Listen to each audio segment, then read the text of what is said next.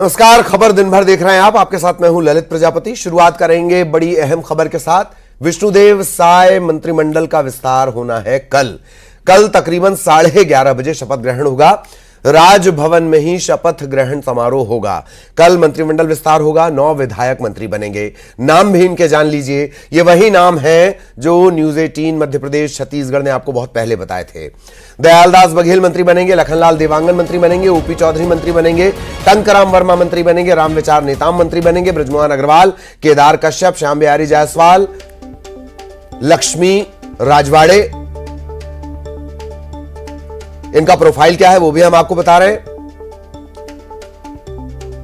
तो ये वो चेहरे हैं कल जो टीम विष्णु में आपको नजर आने वाले हैं। इसमें कुछ पूर्व मंत्री हैं, कुछ नए चेहरे भी हैं बतौर मंत्री, कुछ ने एक माइलस्टोन जीत दर्ज की है। तो कल ये सभी नजर आने वाले हैं बतौर मंत्री।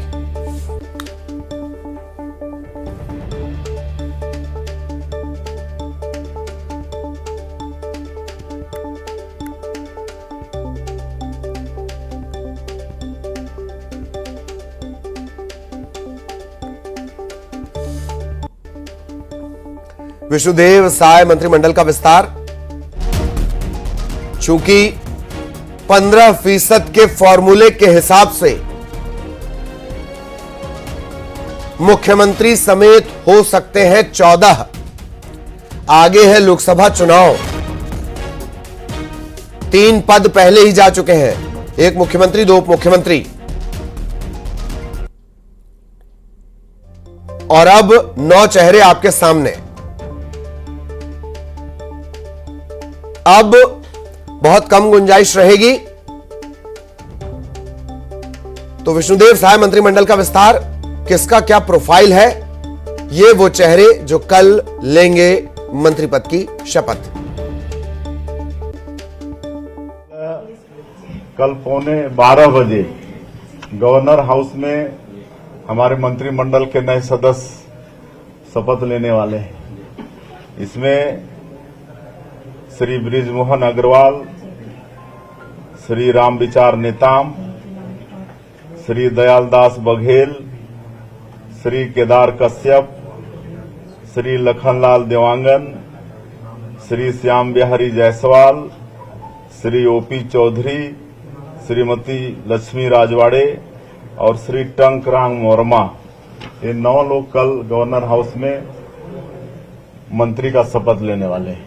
तो कल मंत्रिमंडल का शपथ ग्रहण समारोह होना है और मुख्यमंत्री ने खुद मंत्रियों के नामों की घोषणा की है। रामविचार नेताम जी हैं, अनुभवी दिग्गज नेता है और सरगुजा से आते हैं। रामविचार जी, आपके नाम का ऐलान मुख्यमंत्री ने खुद किया, आप मंत्री बनने जा रहे हैं। बहुत बहुत मैं आभार व्यक्त करता हूं और धन्यवाद भी देता हूं कि सरगुजा का मान सम्मान स्वाभिमान हमारे भारतीय जनता पार्टी के शीर्ष नेतृत्व ने रखते हुए माननीय मुख्यमंत्री जी जैसे पद को सरगुजा संभाग में दिया है। हमारे मुख्यमंत्री आदरणीय विष्णुदेव साय जी के कुशल नेतृत्व में कल बहुप्रतीक्षित मंत्रिमंडल का विस्तार हो रहा है, जिसमें मुझे भी सूचना दी गई है। मैं हृदय से माननीय मुख्यमंत्री जी का, शीर्ष नेतृत्व का, संगठन का मैं आभार व्यक्त करता हूं। साथ ही साथ मेरे क्षेत्र की जनता का, सरगुजा संभाग के समस्त जनों की ओर से भी मैं उन्हें बहुत बहुत धन्यवाद देता हूं कि सरगुजा ने जहां 14 के 14 सीट दिया, उसके मुताबिक भारतीय जनता पार्टी के शीर्ष नेतृत्व ने मुख्यमंत्री के साथ साथ और भी कई मंत्री दिए हैं। इसके लिए आभार, बहुत बहुत धन्यवाद। पोर्टफोलियो की कोई जानकारी आप लोग तक है? नहीं, माननीय मुख्यमंत्री जी का विशेष अधिकार है और पोर्टफोलियो जब मंत्रिमंडल बनी जा रहा है तो पोर्टफोलियो की कोई बात नहीं है। बिल्कुल, हमसे बात करने के लिए शुक्रिया। तो राम विचार नेताम जी, दिग्गज नेता सरगुजा के, और सरगुजा ने जो 14-0 से क्लीन स्वीप दिया है, भाजपा पर भरोसा जताया। राम विचार नेताम जी की अहम भूमिका रही, मंत्री पद देकर भरोसा पार्टी ने इन पर जताया है। कैमरामैन मनीष के साथ अभिषेक शुक्ल, न्यूज 18 छत्तीसगढ़, रायपुर। और खबर बलरामपुर से, राम विचार नेताम के घर जश्न भी है। मंत्रियों में उनका नाम शुमार है। कल जो शपथ लेने वाले हैं, समर्थकों ने आतिशबाजी की है। रामानुजगंज चौक पर ये आतिशबाजी की गई है। राम विचार नेताम के घर जश्न। भैया हट जाता अंदर, ये हट। अब हम लोग ले अब खिला रहे हैं।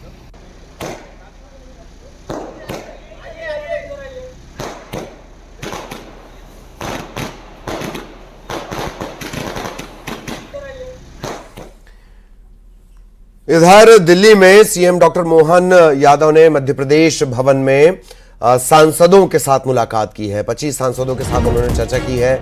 इस दौरान प्रदेश अध्यक्ष वीडी शर्मा भी मौजूद रहे। मध्य प्रदेश के दोनों डेप्यूटी सीएम भी उनके साथ मौजूद रहे। 25 सांसदों से उन्होंने विस्तार से चर्चा की है और दोनों डेप्यूटी सीएम मौजूद रहे। मध्य प्रदेश भवन में मुलाकात हुई है। आगे लोकसभा चुनाव है, सांसदों की भूमिका बेहद महत्वपूर्ण।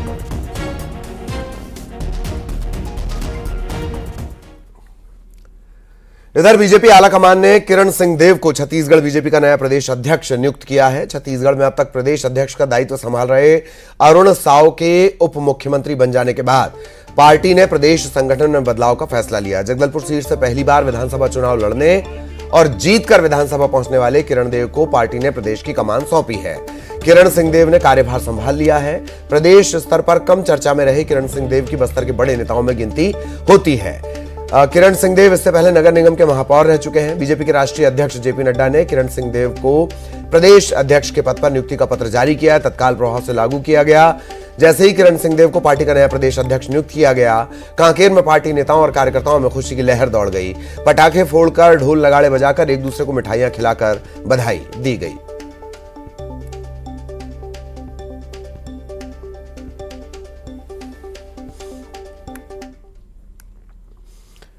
और जैसे ही किरण सिंह देव को प्रदेश अध्यक्ष बनाने की घोषणा हुई, इससे पहले जो प्रदेश अध्यक्ष रहे और मौजूदा डेप्यूटी सीएम है अरुण साव, उन्होंने बधाई दी। अरुण साव ने कहा कि पार्टी ने एक युवा, ऊर्जावान और पूरे प्रदेश को जानने वाले नेता के हाथ में कमान सौंपी है। पार्टी के राष्ट्रीय अध्यक्ष आदरणीय जगत प्रकाश नड्डा जी ने आज हमारे जगदलपुर के नवनिर्वाचित विधायक किरण देव जी को प्रदेश अध्यक्ष नियुक्त किया है। मैं किरण देव जी को बहुत बधाई और शुभकामनाएं देता हूं। किरण देव जी एक अनुभवी नेता है। प्रदेश महामंत्री जैसे अन्य संगठन के महत्वपूर्ण दायित्वों का निर्वहन वे कर चुके हैं। जगदलपुर के महापौर भी रहे हैं। तो निश्चित रूप से एक अनुभवी और ऊर्जावान नेता को पार्टी की प्रदेश की कमान केंद्रीय नेतृत्व ने सौंपी है। मुझे भरोसा है कि हम उनके नेतृत्व में लोकसभा चुनाव में सभी 11 की 11 सीटें जीतेंगे।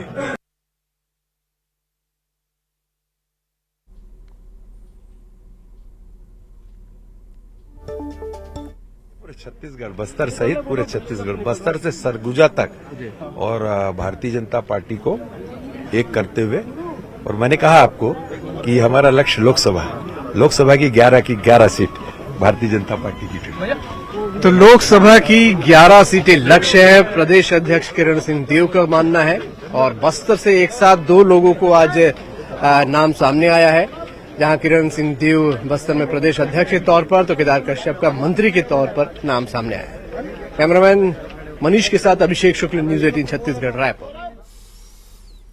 इधर केंद्र सरकार ने बड़ा फैसला लिया है। सेंट्रल पूल में चावल खरीदी को मंजूरी मिल गई है। 15 लाख मीट्रिक टन चावल केंद्र खरीदेगा। सीएम ने इसका अनुरोध किया था। सीएम के अनुरोध पर केंद्र की सहमति है। उसना चावल खरीदने का आग्रह किया गया था। सीएम साय ने इसके लिए बाकायदा पीयूष गोयल को पत्र लिखा था और तत्काल उस पर एक्शन भी हुआ। केंद्र सरकार ने बड़ा फैसला लिया है।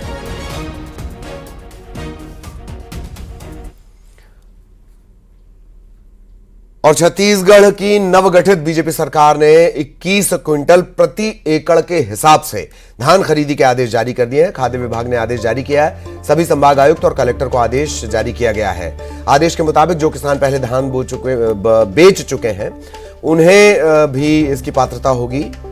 बीजेपी ने विधानसभा चुनाव के दौरान ये घोषणा पत्र में इस बात का जिक्र किया था और अब उस ऐलान पे अमल की बारी है।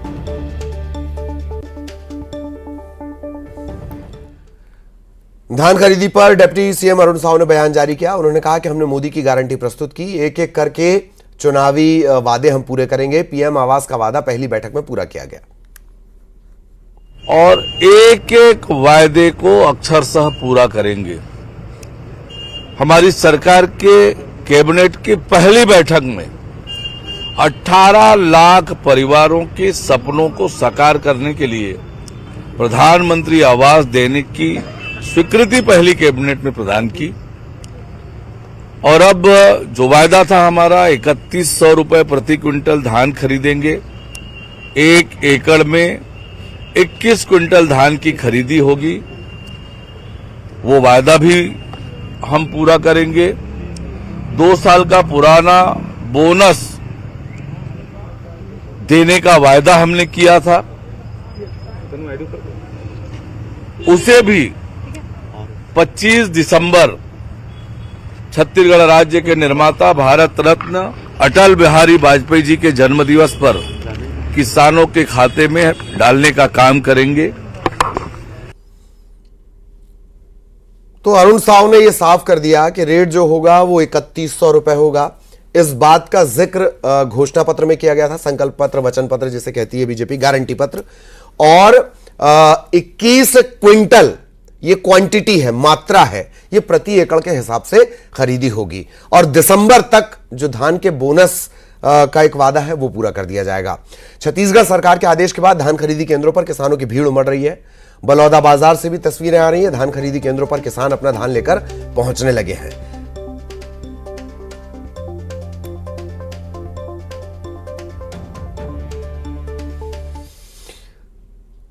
बात सूरजपुर की, जहां मध्य प्रदेश छत्तीसगढ़ सीमा पर अवैध धान से भरे एक पिकअप वाहन को राजस्व और खाद्य विभाग की टीम ने जब्त किया है। 64 बोरी अवैध धान पाया गया। वाहन चालक के पास कोई वैध दस्तावेज नहीं थे। आशंका यह कि दूसरे राज्य से लाकर सूरजपुर में धान खपाने की कोशिश हो रही थी। पिकअप वाहन को जब्त कर चांदनी पुलिस के सुपुर्द कर दिया गया है। से लगता है बिहार को, वहाँ पे हमारा एक टीम है, तो उस टीम के द्वारा कल आज सुबह जो है एक पिकअप में 64 बोरा धान वहाँ जब्त किए हैं और जब उससे पूछताछ किए तो उनके पास कोई भी दस्तावेज नहीं था। तो निश्चित रूप से यह जो है दूसरे राज्य मध्य प्रदेश से लाकर यहाँ खपाने के नियत से यहाँ पे लाया जा रहा था, लेकिन हमारे जो टीम के सदस्य हैं, तहसीलदार हैं, उन्होंने इस जब्ती को अंजाम दिया है। और खबर बीजापुर से, जहां नक्सलियों का उत्पात सामने आया है। नक्सलियों ने एक बस में आग लगा दी। आवापल्ली से रायपुर की तरफ यह बस जा रही थी और उसी दौरान आगजनी की इस घटना को अंजाम दिया गया। दुग्गई गुड़ा के पास बस में आग लगा दी गई। 2 तस्वीरें आप देख रहे हैं बीजापुर और सुकमा की। बस में आग लगा दी गई। यात्रियों को पहले उतारा गया और फिर बस को नक्सलियों ने फूंक दिया। कल की सुकमा की हम तस्वीरों की भी बात कर लें। कल सुकमा में कई वाहनों में नक्सलियों ने आग लगा दी थी और अब आज की तस्वीर बीजापुर की। सुकमा के बाद बीजापुर में आगजनी। क्वार्टर नहीं मिलता है, क्वार्टर नहीं मिलता है।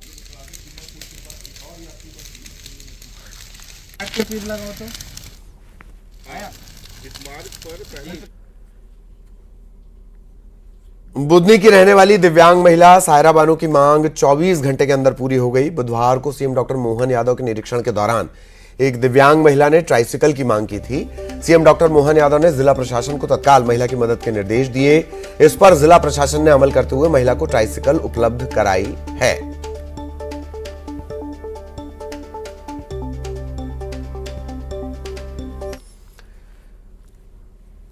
देश में कोरोना के नए वेरिएंट JN1 की दस्तक के बीच बिलासपुर शहर में कोरोना संक्रमित की पहचान हुई है। इसके बाद स्वास्थ्य विभाग में हड़कंप है।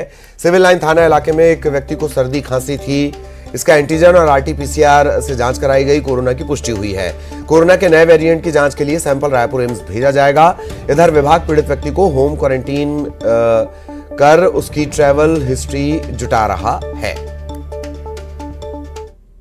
उनकी ट्रेवल हिस्ट्री है, बॉम्बे से आए हैं और उनको सर्दी खांसी पहले से था। वो जो है इलाज कराने सिम्स आए। सिम्स में जो है उनको जो है एंटीजन टेस्ट किया गया जिसमें वो पॉजिटिव आए। फिर उसके बाद RT-PCR किया गया है, उसमें भी पॉजिटिव आ गए हैं। तो कोरोना पॉजिटिव एक मिला है और उनका जो है इलाज, जो भी दवाइयां हैं वो दे दी गई है और वो घर में है। किस तरीके का वेरिएंट है, इसमें तो जानकारी वेरिएंट के लिए अभी सैंपल को कल एम्स रायपुर भेजा जाएगा और वेरिएंट की जानकारी तो वहीं से प्राप्त होगी, जांच से। कोंडागांव पुलिस ने करोड़पति बनाने का सपना दिखाकर ठगी करने वाले गिरोह को गिरफ्तार किया है। आरोपियों ने कौन बनेगा करोड़पति के नाम पर ग्रामीणों से 7,20,000 से ज्यादा की ठगी कर ली। आरोपी 25 लाख रुपए की लॉटरी लगने का झांसा देकर ठगी करते थे। ग्रामीणों से वो अपने खातों में रकम जमा करवा लिया करते थे। उसको ब्रेन वॉश करके उसको बेवकूफ बनाकर ठगी करते हुए लगातार धीरे धीरे करके अलग अलग खातों में लगभग 7,20,000 रुपए आरोपियों ने जमा कराया। इसमें एक से अधिक आरोपी हैं जो अलग अलग खातों का उपयोग किए हैं। प्रकरण ज्ञात होने पर पुलिस अधीक्षक महोदय द्वारा टीम का गठन किया गया और SDOP निमितेश सिंह, DSP सतीश भार्गव, थाना प्रभारी सौरभ उपाध्याय के नेतृत्व में टीम बनाई गई और टीम ने विदिशा, छिंदवाड़ा, रीवा इनको रवाना किया गया और वहाँ से 5 आरोपियों को गिरफ्तार किया गया है। अंतर्राज्यीय आरोपी हैं ये। इनके द्वारा अन्य भी अपराध घटित किए गए हैं और इस संबंध में और भी पूछताछ की जा रही है। पहुंचने के लिए सिंपल सा क्लू है कि आरोपी चाहे कितनी भी सावधानी करे, पुलिस उसमें कुछ न कुछ क्लू निकाल लेती है। हम लोग पर टेक्निकल एविडेंस मिले, उन टेक्निकल एविडेंस के सहारे में हम आरोपियों तक पहुंचे। खबर जांजगीर चांपा से, जहां उत्कर्ष डीएड महाविद्यालय पर छात्रों ने मनमानी के आरोप लगाए हैं। छात्रों ने कहा है कि एडमिशन में कॉलेज मनमानी कर रहा है। कॉलेज प्रबंधन 2.5 लाख रुपए लेकर अपने चहेतों को लाभ दिला रहा है, ये आरोप लगाए गए हैं। इस मामले की शिकायत मिलने पर जिला प्रशासन ने तहसीलदार को जांच के लिए भेजा है। कॉलेज प्रबंधन ने नियमों का हवाला देते हुए बंद कमरे में काउंसलिंग करने की बात कही।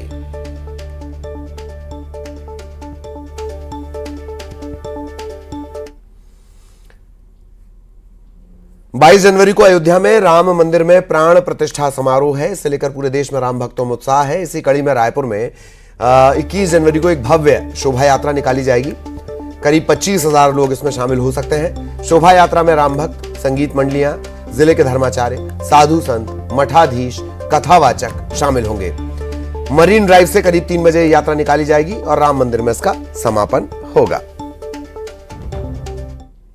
जनवरी को दोपहर 3 बजे से एक भव्य शोभा यात्रा निकाली जाए, जिसमें पूरे रायपुर जिले के समस्त राम भक्त भाग लें और सारी धार्मिक संस्थाएं भाग लें। लगभग 20 से 25,000 लोग शोभा यात्रा में रहने वाले हैं और मरीन ड्राइव से वो यात्रा प्रारंभ होकर के श्री राम मंदिर में उसका समापन होगा। और इसी के साथ इस बुलेटिन में इतना ही। खबरों का सिलसिला जारी है।